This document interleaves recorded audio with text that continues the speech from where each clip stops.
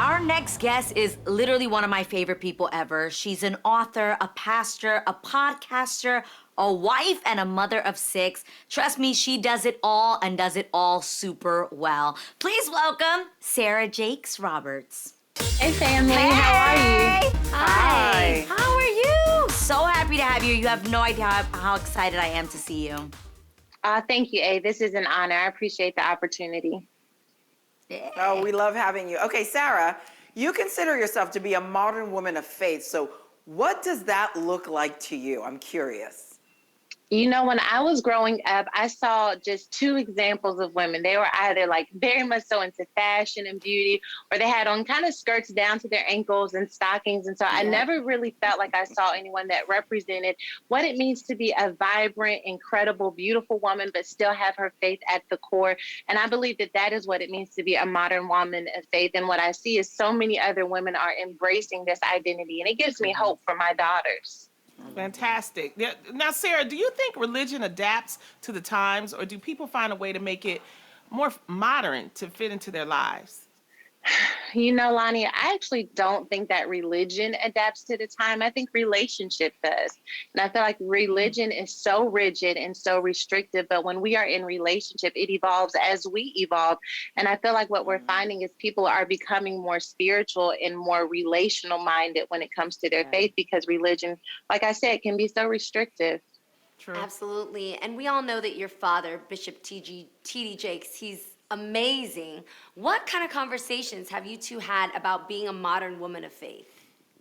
When I first started sharing my life and sharing my story, and I started getting a few haters in the comments, my father would be like number one comment patrol. Like, he would be in my comments going off. He's like, leave her alone. Let her do what she's going to do.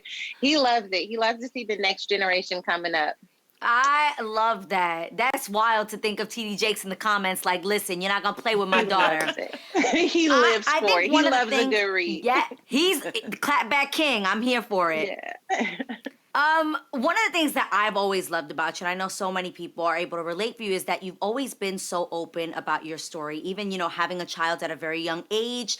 Do you think that people relate more to you because you didn't have a perfect Christian upbringing?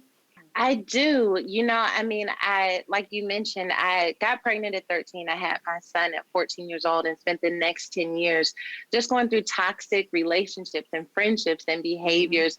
And I think that that has given other people permission to see where faith fits in the midst of their mess. Not everyone has the same story as I do, but they have had their own experiences. And you know what I really feel? I feel like there is no perfect Christian model or example. There are the people who show their scars, or the people who keep them on the inside, but none of us have been perfect. And I feel like the more that we share our scars, the more we give other people permission to do the same. Wow, well said. I believe that. Now, how did other women in your life lift you up and become, when you became a teen mother? Man, my mother was so instrumental. I feel like she is so underrated. Whenever you are the father or the daughter or whoever of someone who is a great figure, there are people who are in the shadows who are basically the glue. And my mother is the glue to everything that holds us together. So she was really instrumental in showing me what it means to be a woman, what it means to be a mother. And then, of course, my sister, who just basically was like, now I have a real life baby doll. She was an incredible aunt when I first had my son, Malachi. It's nothing like family. And now you and your husband, Pastor Torrey Roberts, have a blended family with 6 children. Did you ever, during the lockdown, did they drive you crazy? You know, I feel like I probably drove them crazy because I just made them like the taste testers for any and everything I wanted to do in the kitchen. But I will say there are like 4 older kids and 2 younger kids. And I used to always get on the 4 older kids before the pandemic about being nice to my 11-year-old.